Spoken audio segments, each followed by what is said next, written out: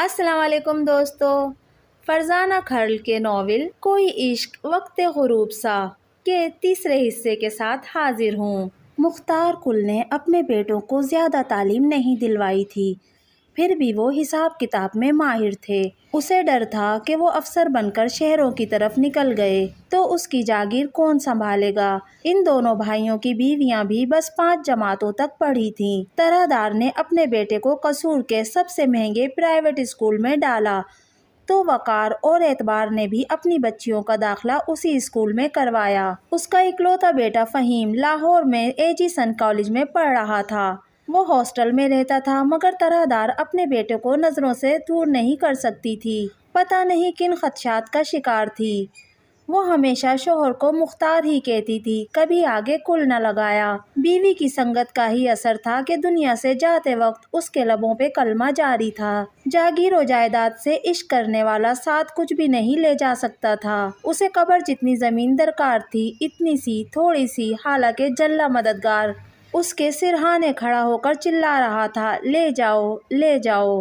آخری لمحے اسے یہ قلق بھی تھا کہ اس نے ورثہ کو صرف جاگیر و دولت اور جاہ و حشمت سے محبت کی تعلیم دی تھی۔ اس نے یہ بھی جان لیا تھا کہ انسان جتنا بھی جمع کرے، اربوں کا مالک بھی بن جائے، اس کے ساتھ قبر میں کفن جاتا ہے۔ پھر جیتے ہوئے وہ کفن اور کلمے کے کاف کو کیوں بھول جاتا ہے؟ اگر زندگی میں ایک غریب یا حکمران اللہ کی آخری کتاب کلمہ کفن فراموش کر دے تو صرف کاش کا کاف اس کے لبوں پر تڑپتا ہے آخری لمحوں میں۔ کمرے میں آتے ہی میشان نے دوپٹہ گلے سے اتار کر بیڈ پر پھینکا۔ اف، پتہ نہیں گرمی ہے یا مجھے ہی زیادہ محسوس ہوتی ہے۔ آئمہ پلیز ذرا اے سی کی اسپیڈ بڑھانا۔ اندر آتی آئمہ نے اسے گھور کے دیکھا۔ دیکھ تو رہی ہو میرے ہاتھ میں ٹرے ہے جس میں 2 کپ ہیں، کیونکہ میشان مصطفیٰ کو نیند نہیں آتی جب تک آئمہ کے ہاتھ کی بنی چائے نہ پی لے۔ ویسے بھی کمرے میں ٹھیک ٹھاک کولنگ ہے۔ آئمہ نے ٹرے میز پہ رکھی اور کنکھیوں سے اسے دیکھا۔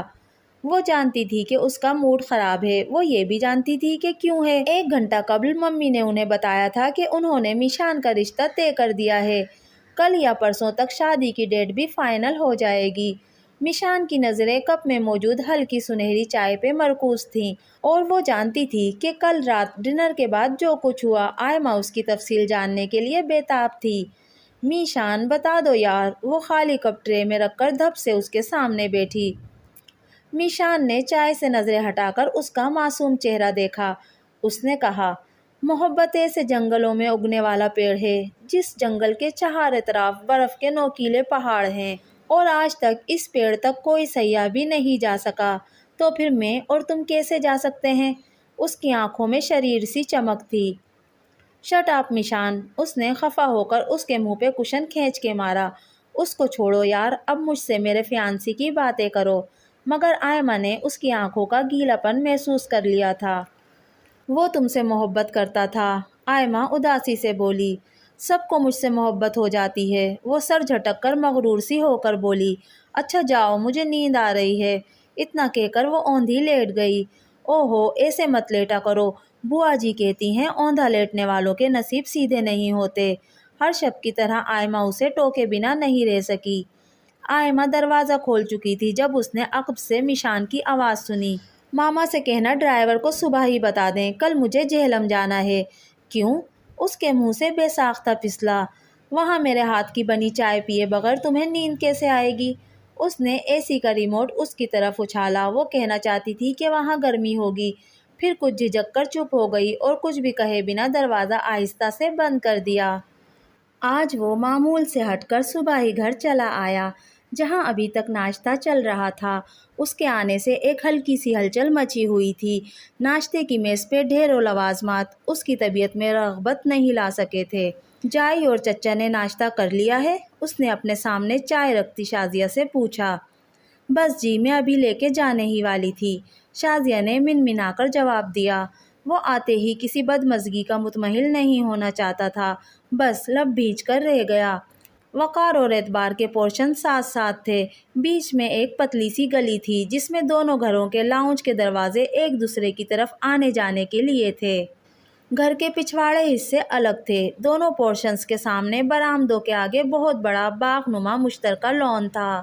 فرصت کے اوقات میں جو انہیں میسر ہی رہتی، دونوں گھرانوں کی خواتین پیچھے بنے صحن میں ہی ڈیرے جمایا کرتیں جاتی اور مددگار کے مشترکہ کمرے کا دروازہ پچھلے صحن کے برآمدے میں بھی کھلتا تھا۔ اس کمرے کا اندرونی دروازہ جو لاؤنج سے ملیکا تھا، پچھلے کئی سالوں سے انیکا بیگم نے مددگار کی وجہ سے مقفل کر رکھا تھا۔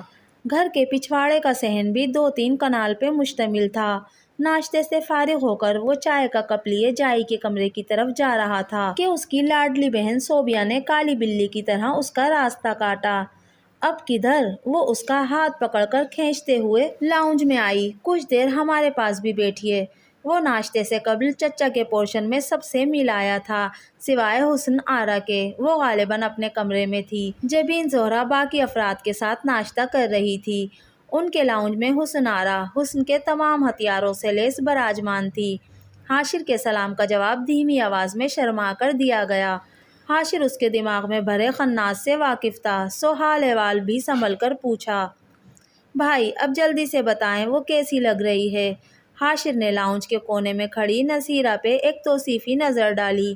سرمے سے بھری درمیانی سی آنکھیں، بالوں میں لگے چمیلی کے تیل کی خوشبو یہاں تک آ رہی تھی۔ کپڑے وہ ہمیشہ صاف ہی رکھتی، سفید بال بھی اس کے پوپلے چہرے پہ جچ رہے تھے۔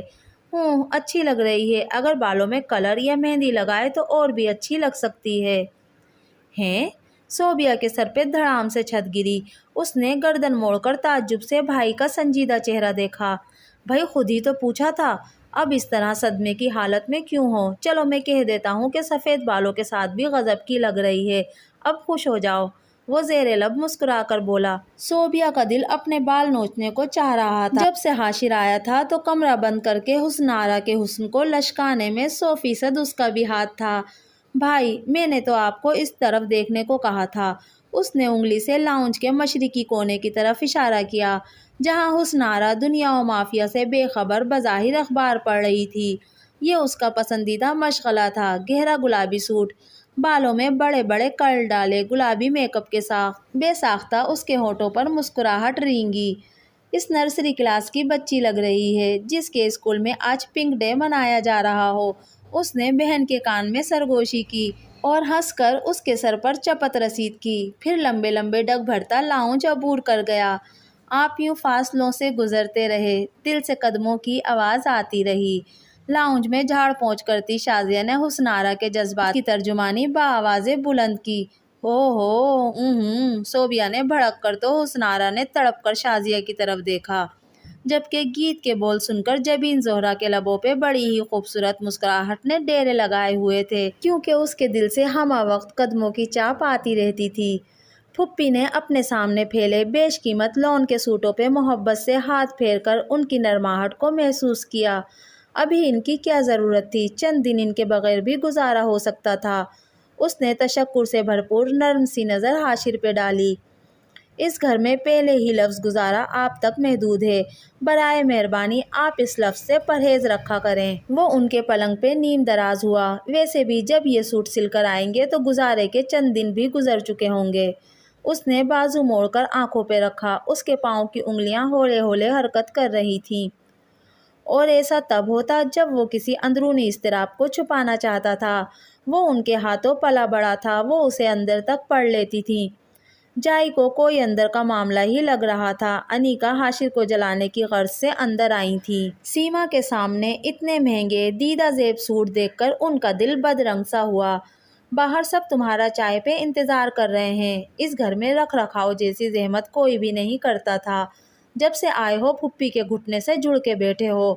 وہ اندرونی کھپٹ چھپائے بنا تنک کر بولی۔ اپنی بھاوج کے وزنی لہجے میں سیما نے ہمیشہ خود کو دبتے محسوس کیا تھا اور ہمیشہ خاموش ہی رہی۔ وہ ماں کے انہی رویوں سے دل برداشتہ ہو کر جاتا تھا۔ اس کے بچپن میں پھپھی اس کی ماں کو بھرجائی کہتی تھی۔ لفظ بھرجائی دہراتے دہراتے سمٹ کر جائی میں ڈھلا اور وہ پھپھی کو ہی جائی پکارنے لگا۔ پھر گھر کے چھوٹے بچے بھی حاشر کے منہ سے سن کر انہیں جائی ہی کہنے لگے۔ آج چائے پہ تمہارے چچا کی فیملی کو بھی انوائٹ کیا ہے، مل بیٹھ کے سب گپ شپ لگا لیں گے، آپ بھی آ جائیے گا۔ انہوں نے لٹ مار لہجے میں نند کو بھی دعوت دی۔ بیٹے پہ ایک خشمگین نظر ڈالتی دھپ دھپ کرتی باہر چلی گئیں۔ جائی نے کپڑے سمیٹتے ہوئے رخ پھیر کر انہیں دیکھا۔ ان کی ستی ستی آنکھوں میں سرخ ڈورے تیر رہے تھے۔ اب آ جاؤ، وہ مزید کچھ بھی کہے بنا صحن میں جا رہی تھی۔ حاشر کے قدم بھی ان کی تقلید میں اٹھنے لگے۔ چائے کا اہتمام پچھلے صحن میں ہی تھا۔ دونوں گھرانوں کے تمام افراد وہاں جمع تھے۔ حاشر کا خیال تھا کہ اعتبار چچا جائی کے استقبال کو اٹھ کے آگے آئیں گے، مگر یہ محض اس کا خیال ہی رہا۔ انہوں نے اپنی نشست چھوڑے بنا اپنے سے بڑی بیوہ بہن کا حال احوال دریافت کیا۔ نصیرہ کی دونوں بہوئیں تازہ تازہ کباب اور پکوڑے سب کو پیش کر رہی تھیں۔ حسن آرا کے لیے ہر پل عید کی مانند تھا۔ اب جب کہ سب اتفاقاً جمع ہیں تو یہ صلاح مشورہ بھی کر لیتے ہیں کہ طرح دار کے بیٹے کی منگنی میں کس کس کو شرکت کرنی ہے۔ عمل تاز کی شاخوں پہ کچھ ڈھونڈتی جبین زہرہ کو یکلخت ہی شاخیں شعلوں کی لپک میں نظر آئی تھیں۔ وقار کی بات کو دونوں خواتین نے کوئی اہمیت ہی نہیں دی تھی۔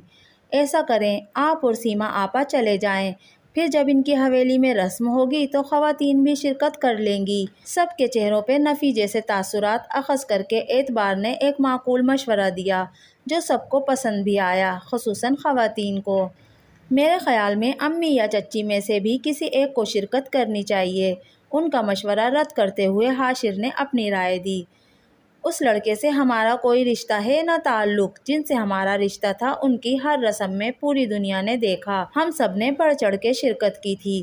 انیکا بیگم نے بیٹے کا احمقانہ مشورہ، جو انہیں ناگوار بھی گزرا تھا، ایک لمحے میں رد کر دیا۔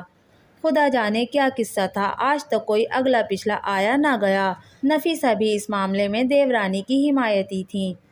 لڑکیوں نے شکر کیا کہ ان کی ماؤں نے شاید مردوں کا لحاظ کر کے بات اتنے مختصر قصے پہ ختم کر دی تھی، ورنہ تو طرح دار کے وہ بخیے ادھڑتے کہ الامان۔ دوستو، یہ تھا ناول کوئی عشق وقت غروب سا کا تیسرا حصہ۔ آپ کو ہمارا آج کا سنایا ناول کیسا لگا؟ اگر آپ کو ہماری آج کی ویڈیو پسند آئی تو پلیز میرے چینل کو سبسکرائب کیجیے، میری ویڈیو کو لائک اور شیئر کیجیے۔ ملتے ہیں اگلی ویڈیو میں، تب تک کے لیے اللہ حافظ۔